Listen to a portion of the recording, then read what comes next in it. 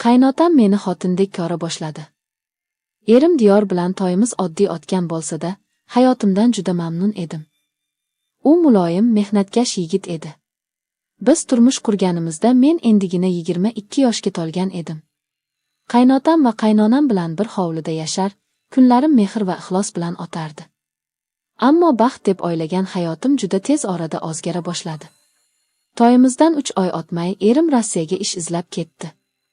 1 yil ishlayman, uyga mashina olaman, keyin o'zimiz alohida uyga chiqamiz degan edi. Men esa orzu bilan, umid bilan uni kuzatdim. Biroq oradan 1 yil emas, 2 yil so'ngra 3 yil o'tdi. Kelaman degani yolg'onga aylandi, bahonalar esa ko'paydi. Dastlab qaynonam menga juda yaxshi qaradi.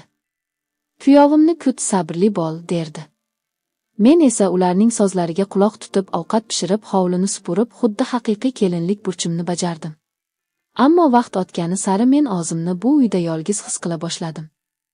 Ayollar orasidagi suhbatlardan uzoq, har kechani o'z xonamda o'tkazadigan, dardini aytolmaydigan ayolga aylandim. Eng og'ir kunlar esa qaynonam to'satdan vafot etganidan so'ng boshlandi. U oila tayanchi edi, men uchun esa oradagi parda. Endi hovlida faqat men va qaynotam qolgan edik. Boshida u menga mehribon ota kabi muomala qilar, har kuni ovqatdan so'ng duo qilib mendan hol-ahvol so'rardi. Men bu holatdan minnatdor edim, chunki yolg'izlik menga og'ir tushayotgan edi. Ammo bir kuni u galati gaplar qila boshladi. Sen yoshsan, ko'nglingni ko'taradigan hech kim yo'q. Men seni tushunaman, dedi u kechki ovqatdan so'ng. Men bu so'zlarni birinchi marta eshitganimda befarq qaragandek bo'ldim, ammo yuragimda galati bezoftalik uyg'ondi. Oradan kunlar o'tdi, qaynotam borgan sari o'zini boshqa tutadigan bo'ldi. Bir kuni u menga qarab, "O'g'lim seni yolg'iz qoldirib qo'ydi. Sen xohlasang men seni baxtli qila olaman", dedi. Qo'rquv aralash hayratdan karaxt bo'lib qoldim. "Nima deyapsiz? Men sizning keliningizman", deb baqirdim. U esa kulib qo'ydi. "Bu yerda sen va menmiz. O'g'lim qayerda? Sen o'zingni kim uchun qiynayapsan?" O'sha kuni men kechasi yig'lab chiqdim. Yuragim zirqirab, o'zimni haqoratlangan, ezilgan his qildim. Ertasiga hovlini yig'ishtirib ketishga qaror qildim. Ammo boradigan joyim yo'q edi. Ota uyimga borishga or qildim.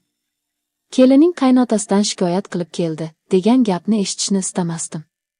Sharmanda bo'lishdan qo'rqdim. Qaynotam esa asta-sekin xatti-harakatlarini kuchaytira boshladi.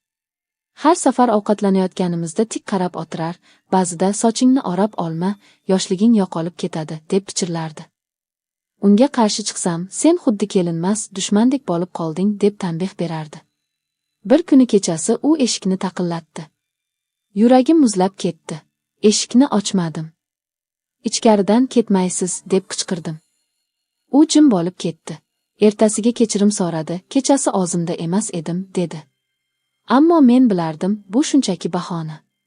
Hayotim dahshatga aylandi. Uyda yolg'iz qolganimda yuragim urmasdi. Har bir eshik taqillashi, har bir qadami meni seskantirardi. Endi u meni xotindek ko'rayotganini ochiqdan-ochiq bildirib qo'ygan edi. Telefonimga erim yozganida yig'lab javob berardim. U hali ham pul jo'natayotgan, har oy chiqim qil, deb o'ylardi. Ammo men pul emas, yelkaga tayanch, kechasi yonimda sukunat bo'lishini istardim. Bu istak meni o'sha yovuz niyatli odamga tobelikdan qutqara olmadi. Bir kuni hammasiga nuqta qo'ydim. Tongda kiyimlarimni yig'dim, o'zimcha bahona bilan ko'chaga chiqdim va telefonimni o'chirib qo'ydim. Tog'ridan-tog'ri ota uyimga bordim. Onam meni ko'rib cho'chib ketdi. "Ne bo'ldi?" deb so'radi. Men hech nima demadim. Faqat yig'ladim. Bir necha kundan so'ng erim telefon qildi. Hammasini aytdim. U avvaliga ishonmadi, keyin jim bo'ldi. Qaynotam ham meni uydan qochdi deb hammani aybladi. Ammo men bu uyatli sukutdan ko'ra ochiq aybdorlikni afzal bildim. Chunki men gunoh qilmagan edim. Oradan oylar o'tdi. Erim uyga keldi. Boshida birga yashaymiz, dedi. Ammo o'sha voqealardan so'ng bizning munosabatlarimiz buzilib ketdi. Men unga qaray olmadim, u esa menga ishonmadi. Endi esa boshqa shaharda boshqatdan hayot boshladim. Yolg'iz, ammo vijdonim pok. O'zimni ayblamayman. Chunki men faqat sabr qilgan ayol edim. Faqat orni yo'q odamni kutgan, yolg'izlik ichida ezilgan bir bechora edim.